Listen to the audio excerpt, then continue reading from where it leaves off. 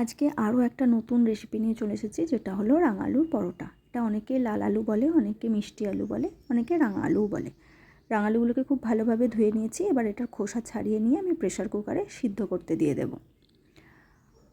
আলুটা আমার সিদ্ধ হয়ে গেছে। এবার এটাকে আমি হাত দিয়ে ম্যাশ করে নেব।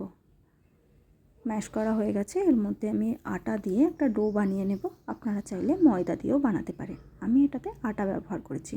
লেচি কেটে নিয়েছি। এবার একটা একটা করে তেল দিয়ে পরোটা আমি শেপ দিয়ে বেলে নেব। পরোটাগুলো বেলা হয়ে গেছে। তাওয়া গরম করে আমি একটা একটা করে পরোটা সেঁকে নিচ্ছি।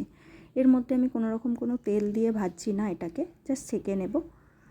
যতটুকু লেচিগুলো বেলতে আমার তেল লেগেছে ওইটুকুই, আদার্স কোনো আমি এর মধ্যে তেল ব্যবহার করছি না। দেখুন খুব ভালোভাবে ফুলে যাচ্ছে। একটা একটা করে আমি প্রত্যেকটা পরোটা তৈরি করে নিচ্ছি। শেষে কয়েকটা আমি তেল দিয়ে ভেজে আপনাদেরকে দেখিয়ে দেব।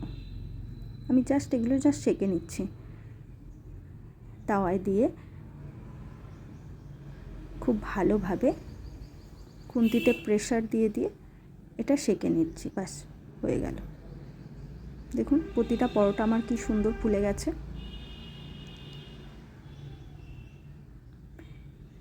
এই রাঙালুর পরোটা খুব নরম হয় এবং মিষ্টি হয়, খেতে অনেকটা মিষ্টি হয়। যদি দেখেন যে রাঙা আলুটা যখন প্রেশার কুকারে সিদ্ধ করে নেবেন, তখন যদি দেখেন যে আপনি রাঙা আলুটা হালকা মিষ্টি, আপনারা চাইলে ম্যাশ করার সময় ওটাতে একটুখানি চিনি দিয়ে দিতে পারেন, তাহলে ভালো লাগবে। পরোটাটা খেতেই মিষ্টি মতো লাগবে। এটা গরম গরম আলু ভাজার সাথে খুব ভালো লাগে। দেখুন আমি তেল দিয়ে শেষের কয়েকটা তেল দিয়ে ভেজে নিয়েছি। আমার একদম তৈরি হয়ে গেছে নরম তুলতুলে রাঙা আলুর পরোটা, যেটা আমি আলু ভাজার সাথে ঝুরি ঝুরি আলু ভাজার সাথে সার্ভ করেছি। আশা করছি আপনাদের এটা ভালো লেগেছে। ভালো লাগলে অবশ্যই একটা লাইক করে দেবেন।